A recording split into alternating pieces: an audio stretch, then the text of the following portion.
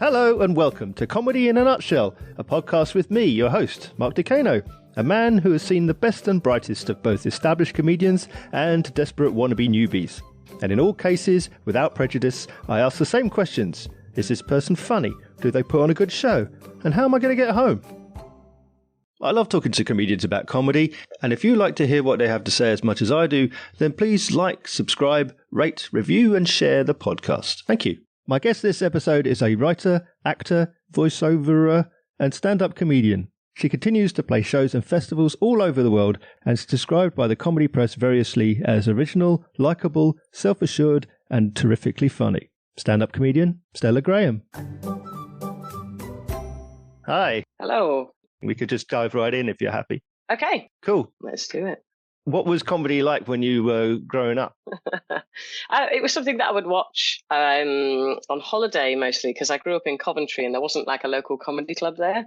So when I was old enough to go to clubs, the nearest places were Birmingham and Leicester Jongleurs. Mm-hmm. But I do remember as a family when we would go on family holidays and stuff, if there was ever a comedian on, I used to enjoy watching them and just seeing the place fall about. It was something that always, I don't know, I was always drawn to it, I think.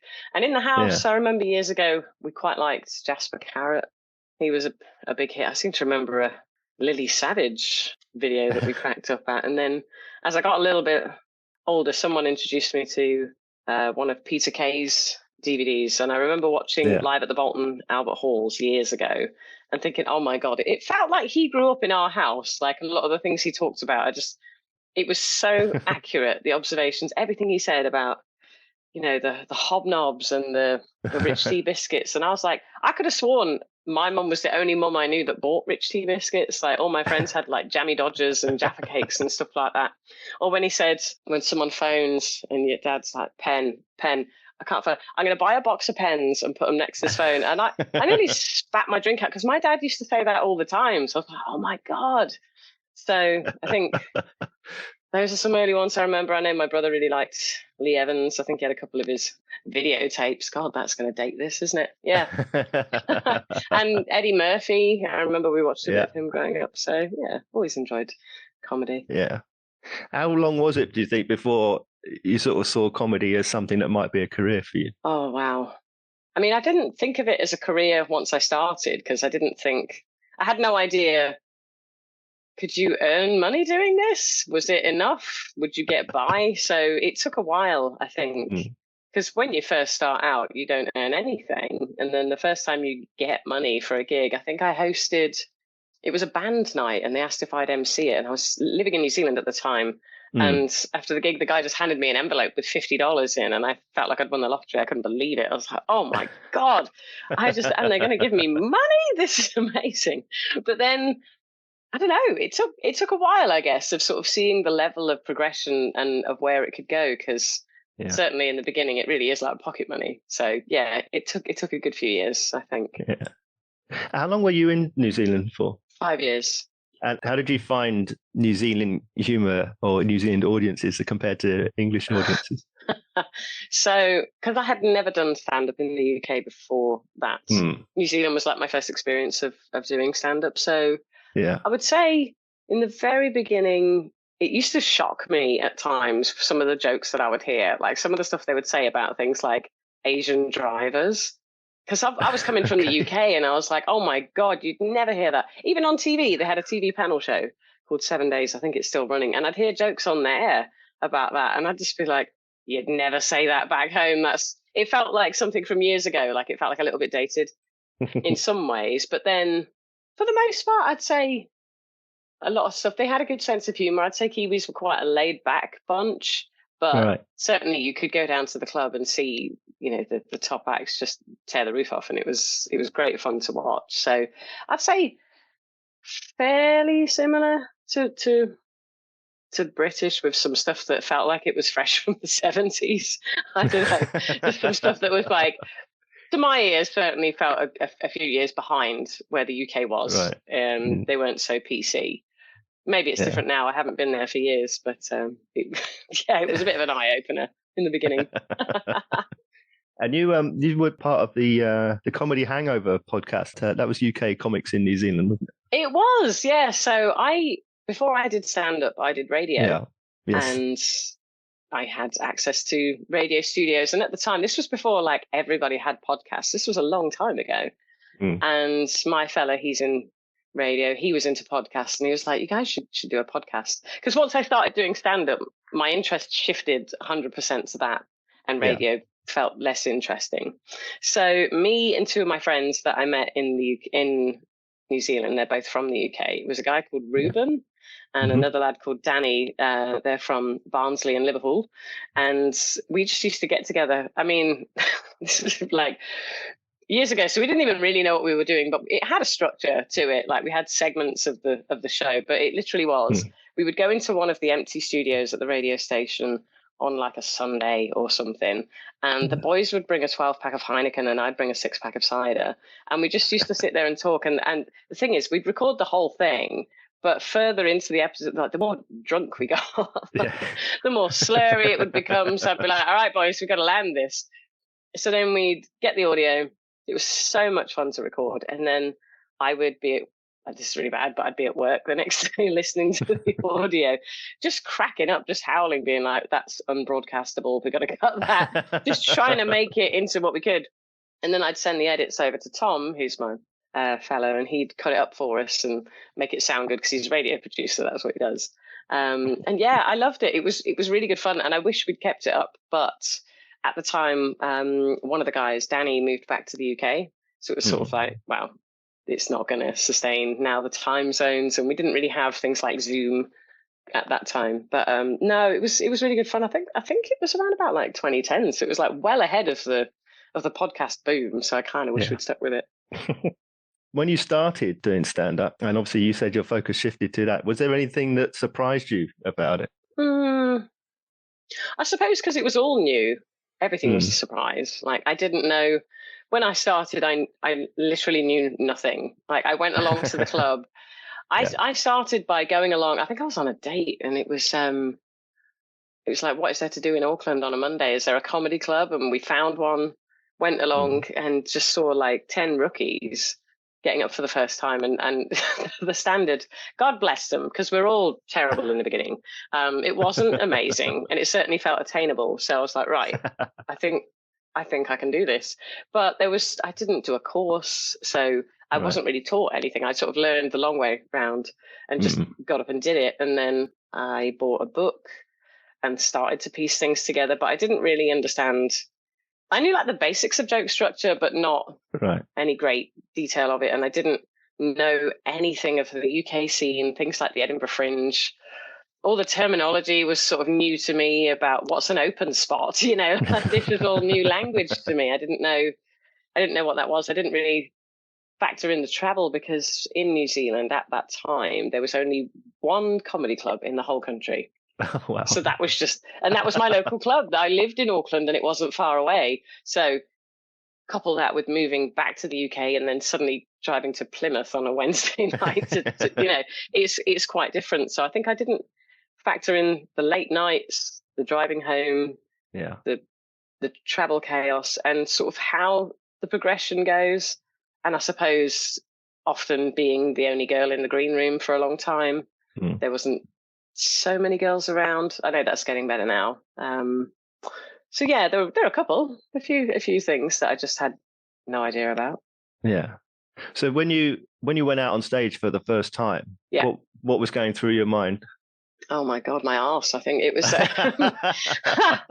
So I think that day I'd been building up to it, because I contacted the club and I said, "Hey, is there like a course or anything?" And they were like, "No, you learn the hard way up there on your feet." So I'm like, right. I didn't have any clue how to structure a set. I knew nothing. I knew roughly my way around a microphone because my sister was in bands and stuff when I was growing up. So I knew like that part I wasn't worried about, but I literally hadn't been on a stage since like the school nativity play. So I remember it was a Monday. I was at work and I was in the bathroom pacing up and down, trying to remember the set, because the thing I was most paranoid about was forgetting. Because I thought, I just do not trust my memory. I know I'm going to blank out on stage. And I thought, well, as long as I just remember, I don't think I even wrote it on my hand. see, you see a lot of new acts will do that, but write notes on their hands. I didn't know to do that. So I just tried to get it down as well as I could. And I dressed up as well. I wore a nice outfit, did my hair. Oh, you're on stage. Isn't that what you're meant to do? It's that level of cluelessness. And then I remember I didn't want anyone to see my first gig. So I said to Tom, don't come, because if I bomb, I'll die. I will be mortified. I said, don't tell anyone. I just want to do this on the quiet and just see how it goes in front of strangers, because friends will laugh. But I wanted to know if strangers found me funny. So then I remember in the lead up to me doing it, we went and watched at the club a few times, and we brought some friends along to come. It's like, hey, it's Monday. It was about $5 to get in. It was nothing back then. It was really cheap, or whatever the hell it was. It was a cheap night out. Yeah, maybe it was 10, but about $5. I can't remember. And on the day of the gig, so Tom knows I'm doing it. No one else does. Yeah, I went to the club, and then Tom texted me, and he said, by the way, I've just had a message from our mutual friend Alistair, who'd come with us before. He said, do you want to come to the comedy tonight? We're going to go. And I was like, oh no, this was like my worst nightmare unfolding. There would be witnesses to my first gig and I couldn't bear it. Oh, Christ. So I'm backstage just trying to drill, don't forget into my head. And then when they finally called my name, the Classic is the name of the club in Auckland, and it's a great club. The green room is sort of behind and upstairs. So you have to walk down the stairs to come to the stage. And I remember taking the steps and my heart was pounding, really racing. And I walked out, and the spotlight was the first thing that struck me. It was so bright. I was like, oh. So I walked my way to the mic, and I remember I'm so in my head, don't forget that I can't, the light's in your eyes, you can't see a lot. And I just start to do my thing. And then partway through, my mouth dried up. I got the world's worst case of cotton mouth. And then I got some water in my mouth and a bit dry.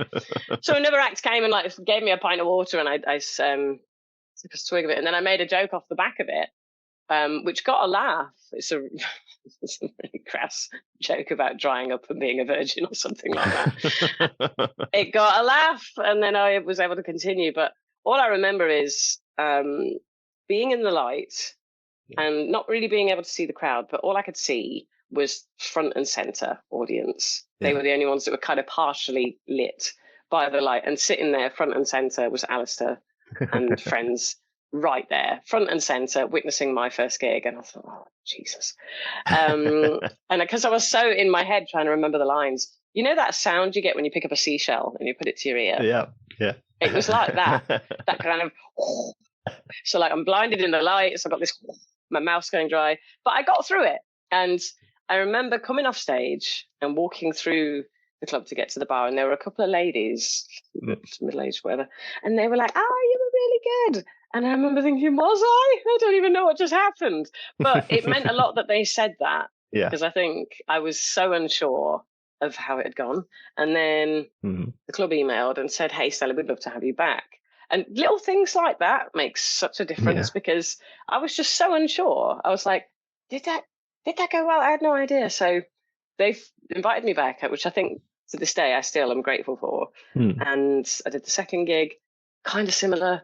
Third time I did it, I was like, right, I'm going to try this one more time and see if I like it. Third time, I could hear them laugh, and I could see people in the crowd, and I had a really nice gig, and that was it. I was well and truly hooked after that. Absolutely loved it.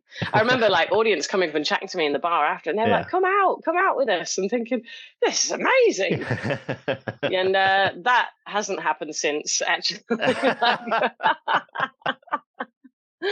was sold on a false promise. I was going to ask, what's the vibe like after the show? Are you riding high? Do you get people come up? Do you get people criticizing? I'd say not often. The worst things that tend to happen is if you've had a tough one. Yeah. Someone might come up to you and go, "You're brave," or they'll go, "Oh, that was hard, wasn't it? Do you enjoy it?" They'll ask questions, and nobody's more aware of how badly a gig is going than the act that's on stage. So sometimes you'll get that, or someone might come up and try and say, "Oh, maybe you should try doing." That hasn't happened for I can't remember. I think people are not so rude, but people will come up and say they enjoyed it. I've had audience members come up and hug me. It's really funny. Like sometimes, mostly women, but it's quite nice. They're like, you were great. And they just like give you a hug. And I'm like, oh, okay, this is nice. Maybe they think like I'm their new mate or something, but it's very sweet. I love it when people come up and say they enjoyed it. It's really, really nice. Because if you're coming off stage thinking, I missed a bit, or maybe, was that? And then people, that was great. And you just think, that's nice. That is nice. So yeah, people do come up and say that. It's lovely. How do you feel about other forms of recognition, like reviews or awards? Are you a competition enterer? I've done some competitions. I've done, years ago, because it's mostly when you're a newer act, I guess. I hated the comps. I really did. I used to get so nervous backstage. And I don't know.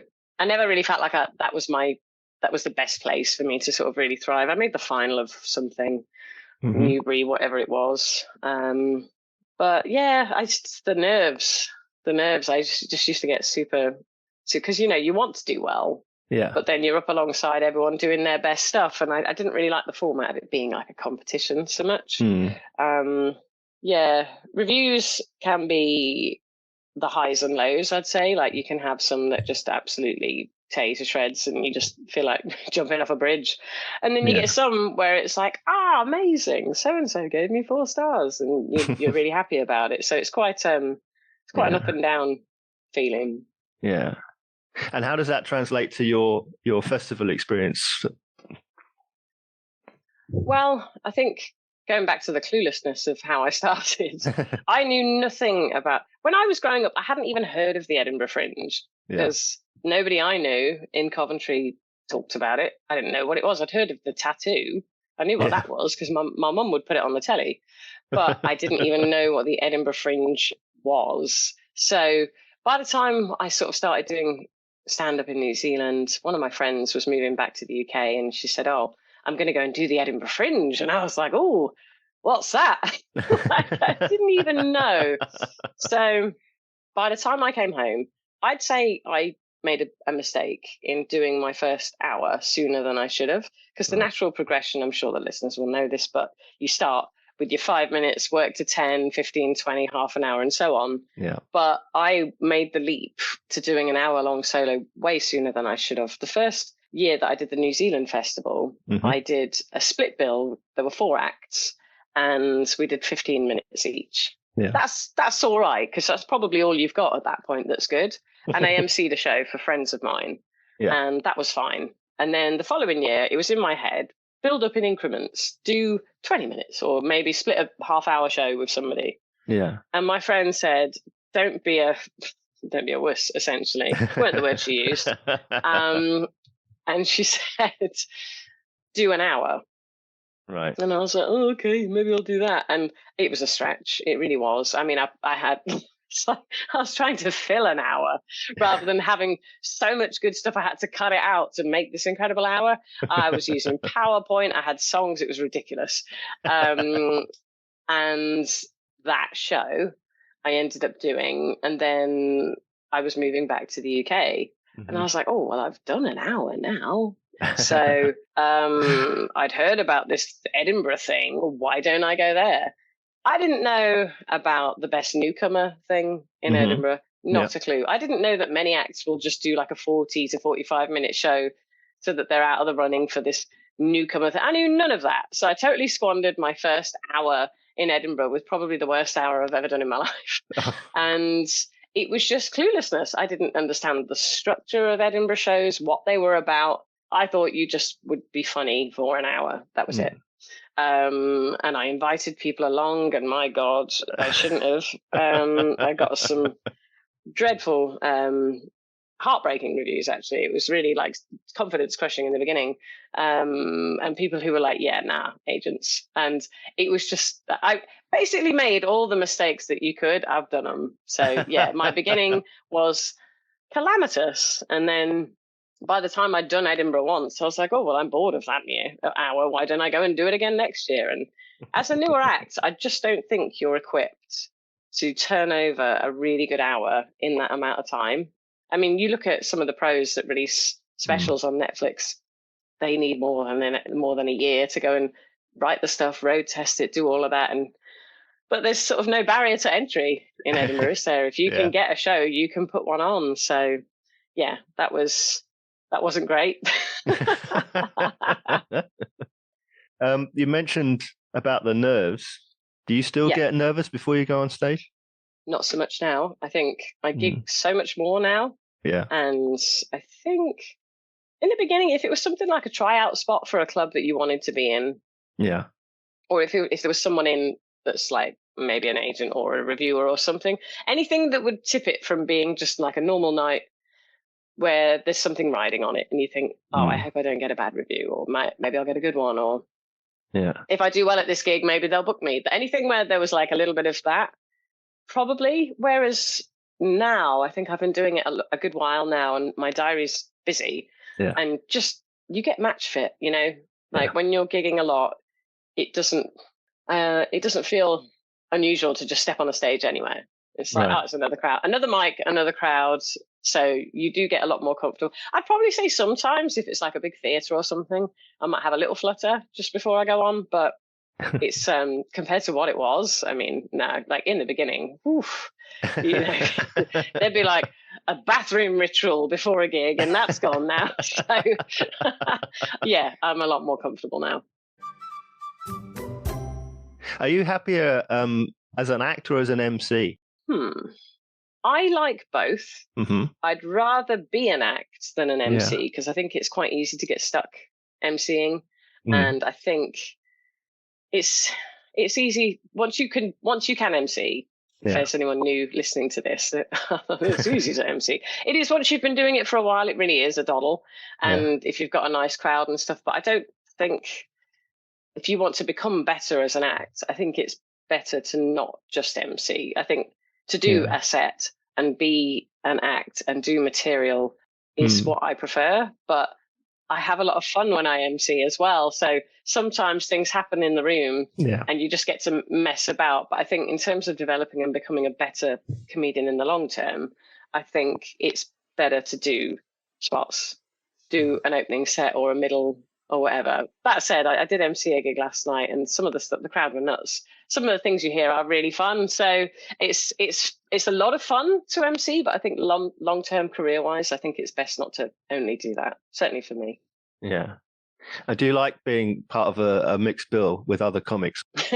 I think I always enjoy mixed bills because I think it's nice to be part of a lineup and see what the other acts are doing and stuff. But then when you have your own solo, you can sort of really relax into it a bit. Like sometimes when you're part of a bill, it's like, right, you've got 10 minutes or you've got 20 minutes and you're keeping an eye on the time. Whereas with an hour, you get on, it's like, cool, we've got a bit of time now and this time is yours. Whereas you're not like coming to the end of a joke and trying to like steal a glance. Oh, have I got enough time to do this bit or whatever? So I do enjoy both. I like I just came back from the Perth Fringe in Australia and I did a lot of lineups there, and that was so much fun. It really was. So it is nice. Yeah. Is that part of your Edinburgh as well? When you're doing your hour, that you jump on all the mixed bills as well? Yeah. I mean, I think I see Edinburgh as like a boot camp. So it's not just doing your own solo. You do have opportunities to jump up everywhere, and it's just you are in the gym, you're just gigging several times a day, and your match fitness goes through the roof because, again, what I was saying before about the frequency of being on stage, you can do several gigs a day, every day for like 3 and a bit weeks. So it's really good for that. And it can be a lunchtime show to a bunch of sober people who've just digested brunch and are still trying to figure out what they want to do that day. We'll be sitting there with their arms folded, to a late show where people are hammered. So you're getting quite a difference. You can have Friday, Saturday nights where it's mental, or you could have like a wet Tuesday with people in rain jackets sitting there uninterested, fed up because it's like their third show of the day and they're going to see 7 shows that day. So you're exposed to lots of different audiences and age ranges as well. Like the weekends, I'd say you get a bit more of a younger crowd in, and like the people who are getting on it, whereas midweek, you might get people who can afford to be in Edinburgh. Some people, maybe they're retired or what, and it's a different atmosphere. So I like the range of people that you get to see. I think it's really good. And then if you do well at those lineups and people enjoy what they saw, you can give them a flyer on the way out and say, well, if you enjoyed that, come and see my solo.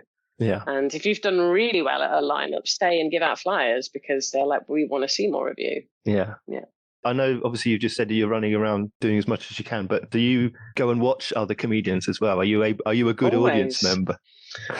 Am I a good audience member? I I don't like always laugh out loud at stuff. Yeah. And if I'm at a gig, sometimes I will just be watching, and I'm like, oh, idiot, you're in the crowd, like you need to let them know that it's going well. I mean, if something does really tickle me, then I will absolutely laugh. But I think sometimes you can watch so much that after a while you kind of go, It depends on like the atmosphere in the room as well. Like if it's a fun room and I'm having a good time, or if I'm seeing someone new that I haven't seen before and they've got like a really good bit that I haven't heard, or they do something that surprises me. Because one of the things I find, and I'm sure other comics will find this, is that when you do stand up and you hear someone start a joke, you're already guessing ahead. Because you're like, I think I know where you're going to go with this. And if I guess where it's going, I'm not going to laugh. But if they catch me off guard or they say something, then yeah. So I do like to watch, absolutely. Am I good? I try to be, but sometimes, I should hide at the back so they don't just see me stony faced going, yeah, that was pretty good. Yeah, that's me. Oh, yeah. I mean, I'd say if you are, I mean, I do have a resting bitch face, and I'd say if you are that person, don't sit in the front row. I try and avoid it myself because I'm like, I'm not, I don't have that gleeful 60-minute face that you're going to want during a show if you're doing an hour. But if you're an act and I know you and you're like, oh, I've got people in on a Tuesday and numbers are low, I'll come and I'll I'll help the laughs along. I'll play along. Yeah. How much of you? I know you've studied acting as well, and obviously improv. But how much of you is on stage? How much of it is a character? I'd say most of it is me, but there's a version of you, let's say. Yeah. Like, I can't be stage Stella all of the time. Like off stage, I'm probably a bit quieter, because I think it takes a different kind of energy, I guess. And I think I'd be really annoying if I was stage Stella off stage all the time. So I think it is a part of you, but it's probably a part of you that people don't see all the time. Maybe it's the you that's with your friends that's having a good time and having a laugh, but there's an extra bit because you are doing something different. You are speaking to a room full of people. There is a difference to it, but I'd say it is mostly elements of me and just not all the other crap that comes with it. The bits that would be entertaining to a crowd, and then just, not the rest. So 2020 then? Yep. How did that affect your comedy, your approach, your career when venues shut down? Oh, right. Okay. So what was going on then? I think I had just done the Leicester Comedy Festival. Yes. So that was quite nice. I'd been able to play to like a normal, and then we were into March, weren't we? I remember I was doing some improv classes during the day, and I just started the level 4, and they were like, I don't know if we're going to be back here tomorrow. And I think, was it not St. Patrick's Day when it all went into lockdown? I think it was. Sort of around now, as we recorded it, around this time of year, 3 years ago. So then it was like, oh, what do we do now? And I think because it was also new and Zoom gigs were new, I remember thinking, all right, I'll check out one of these Zoom gigs. And I jumped in. And at the beginning of Zoom gigs, they were dreadful. And I remember just being in a room full of other comics and no audience and thinking, oh, no, I'm going to hate this. And just hearing other comics tell jokes to silence, I was like, I'm not up for this. Yeah. So I stayed out of that for a while and then just worked on what I could craft-wise with writing and performance. And then it was like, these Zoom gigs are going to be around for a bit. This whole lockdown thing is going to take a while. So I did quickly learned which ones were good and which weren't, and what made a good Zoom gig and what didn't. Things like muting some of the audience, because it was so new. People didn't really know what to do. And as a comic, a Zoom gig could have been your worst nightmare, because in a normal gig, only the comedian has a mic. But in a Zoom gig, all of the audience has a mic. So having people just forget that their mic is live. And, oh, Dave, give me a beer. And like, cool. We all heard that. And then eventually, people started to learn how to manage that and mute sections. But then some people would mute everybody. And that was awful because it's like, this is just silence. So I think they hit the sweet spot with unmuting some of the crowd and spotlighting the act and stuff like that. And some of them were great fun. Like in 2021, I did an hour-long show at Leicester Comedy Festival on Zoom. Yep. Beginning of the pandemic, that would have been unthinkable because I was like, there's no way I'm doing it. But I did enough Zoom gigs by then that I learned there were things you could do on screen with the camera. You could use the frame to use certain bits. So it was like learning another skill. So that was fun. I think a lot of us did things. I started filming stuff at home. I set up a camera, got a ring light and a lav mic. And started filming angry workouts. I later did a podcast. So it was finding ways to channel our attention-seeking habits into other mediums. But I didn't mind like some of the Zoom gigs in the end. I mean, by the time Christmas came, I was doing corporates, and you could do Christmas corporate gigs from your house. And you could do 2 or 3 in a day. And I was like, this is amazing. I was gigging in my slippers, and then by the end of like gig 3, close the laptop and I'm home. So by the end, like some of them were really good. I enjoyed the festive season. Yeah. And I liked suddenly having all this time by not having to travel everywhere. So I quite enjoyed it. Do you like the travel aspect of it?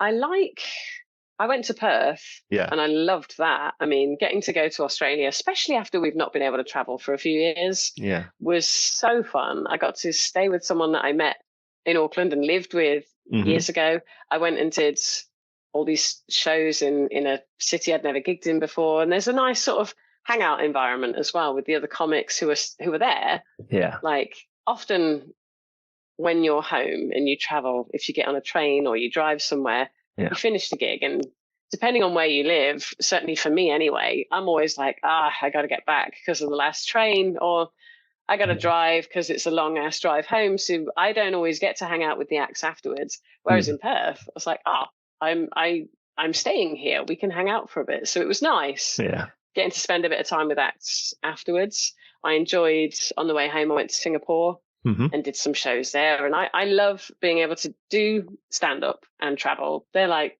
my 2 favorite things. Yeah. So doing that, I do really enjoy that side of it. I'm going to Amsterdam this month. Next month, I'm going to do some gigs in Sweden and Norway. And I just love the fact that I get to be around somewhere new in the daytime and then go and do shows. I absolutely love that.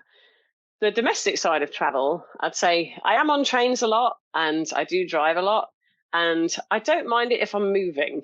It's the delays where, if you're flying along and then suddenly all the brake lights come on, hazards go on, you think, oh my God, am I going to get to this gig on time? Or what time am I going to get home?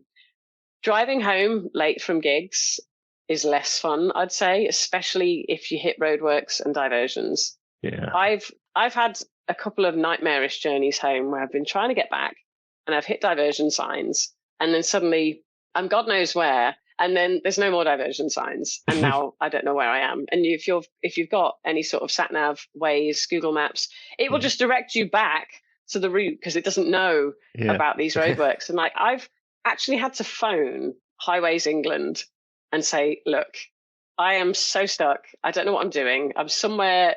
I think once it was somewhere on the way back from Plymouth, and it was like A roads that I don't know.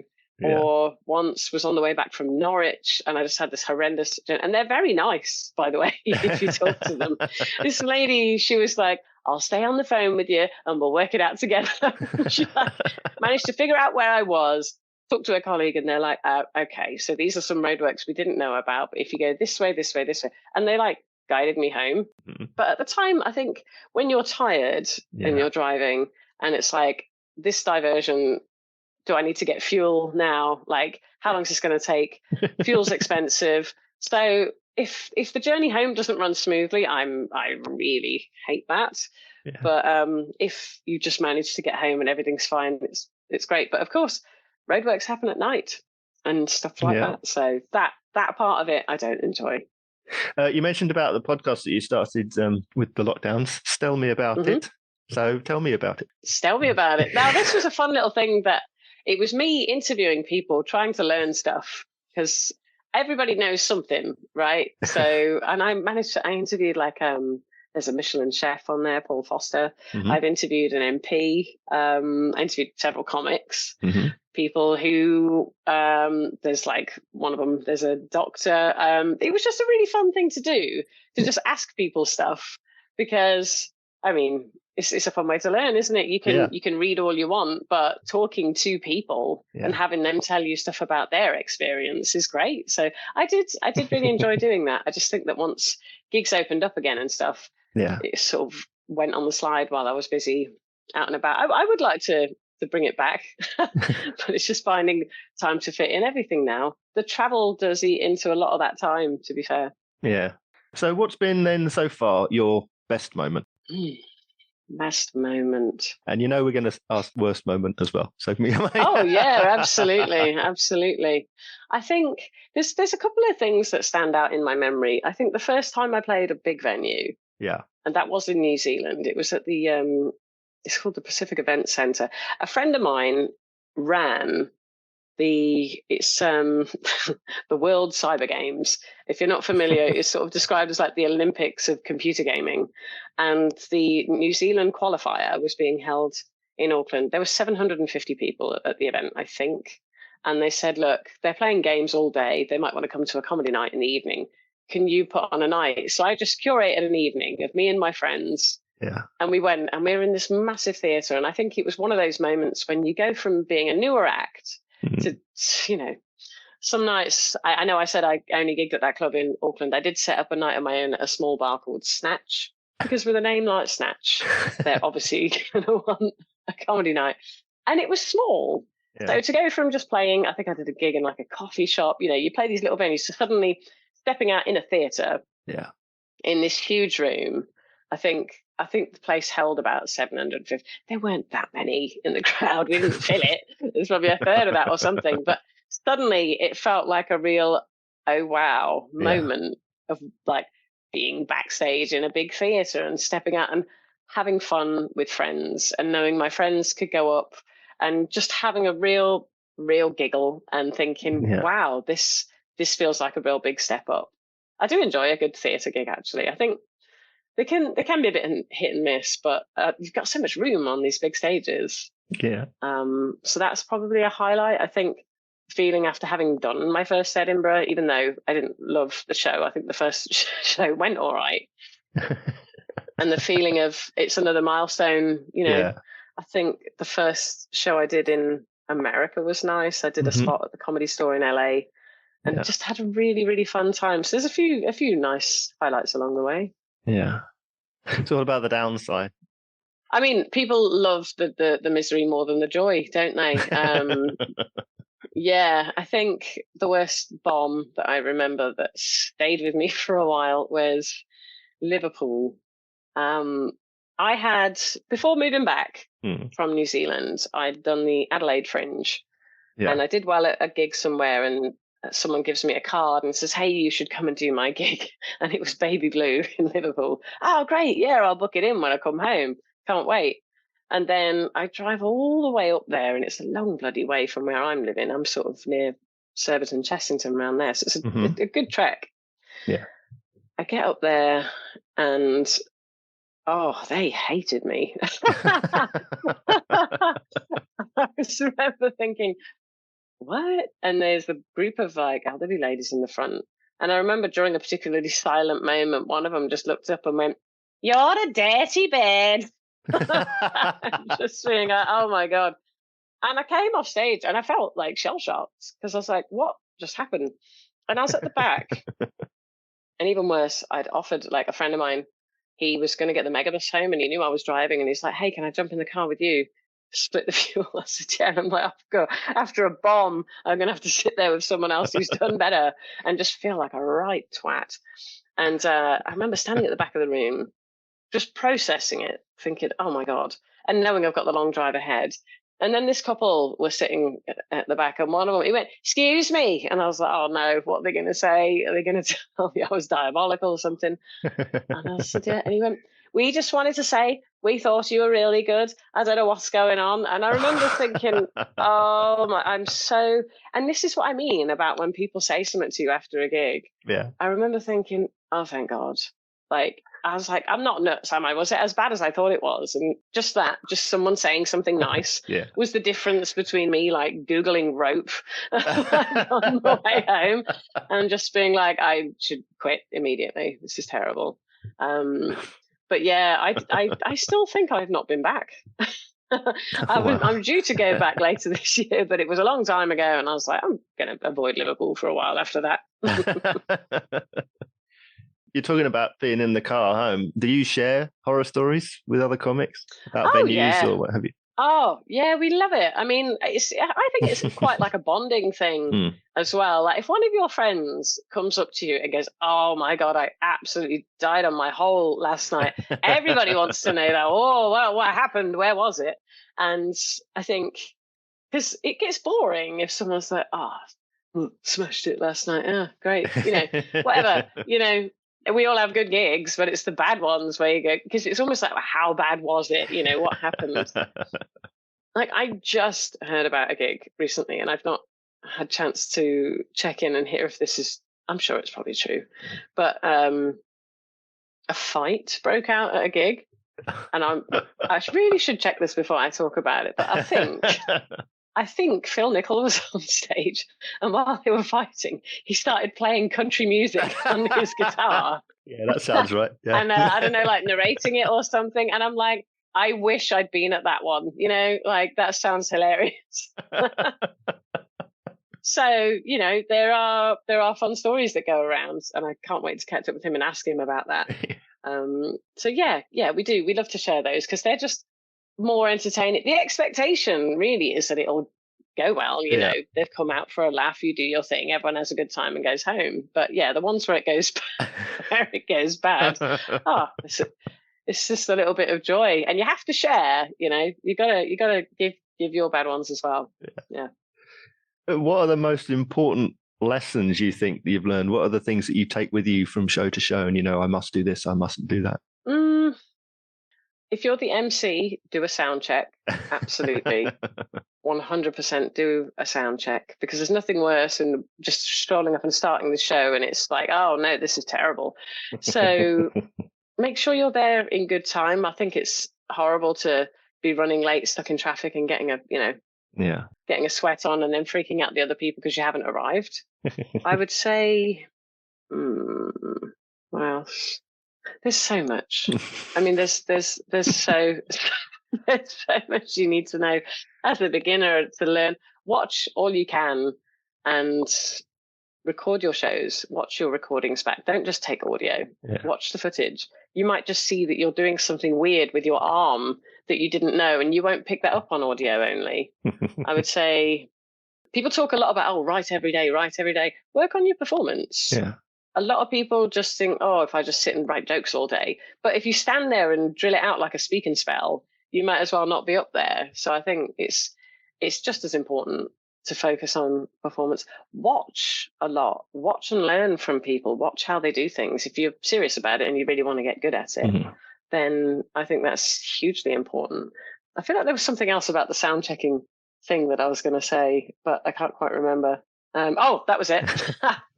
Because the gig last night, they had a radio mic.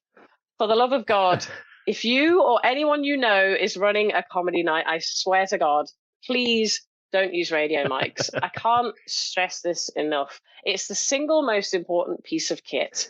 Get proper microphone. I'm not sponsored by Shure, but I wish I was, because the amount of times I go around and say, get a Shure SM58 and a cable. The batteries won't run out on a goddamn cable, but the number of times, just crap equipment, it really annoys me. If you don't have a mic stand, that's fine.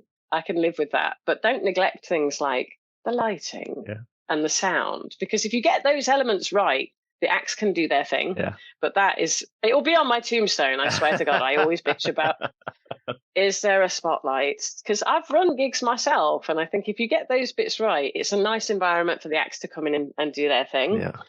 I recommend having a vibrating watch so that you can time yourself. Yeah. Don't overrun. Have a chat with the MC before you go on and figure out if you need a light or what, because if you overrun, it's kind of annoying for everybody. I've always got a buzzy watch that I set so that I know when to wind up. But yeah, gig as much as you can. Yeah. Make good friends in comedy. Get to know other acts. See if you can meet someone you can write with, or if you're lucky enough to get a mentor, I think that really helps. Yeah. So yeah, there's loads. There's loads. Stuff that I wish I'd known in the beginning, tons. Yeah. What about you? What's your interest in all of this? Have you ever done stand-up yourself? I mean, you're asking all these questions. You must know loads to be able to get up and do it yourself by now. Well, yeah, I don't have the brass. I don't think. I had a stab at it a long time ago, like 30 years ago. And I used to be in a comedy band, so I had the safety of having an instrument in front of me or lots of props and activity going on, so it wasn't really all about me, and I don't think I can handle the focus. Weirdly, I'm not an attention seeker. That's not uncommon though. Lots of acts off stage are quite shy. It's I'd say if you think, I never could, you can. It's I think you've obviously been on stage before, but you only ever have a first gig once. And once you get that one out of the way, you've done it. So if it's not for you, it's not for you. But you certainly know a lot. So. Well, never say never. There you go. But some people start their comedy career in their 70s. So they really do. That's what I like about it. It is one of those things that if you were in sport or many other industries where, you've got to be, young and fit and in your prime, comedy doesn't matter. You can do it at any age. So I quite like that about it. I think seeing that Joan Rivers was still gigging in her 80s is quite inspiring. Yeah. Are you taking a show to Edinburgh this year? I am.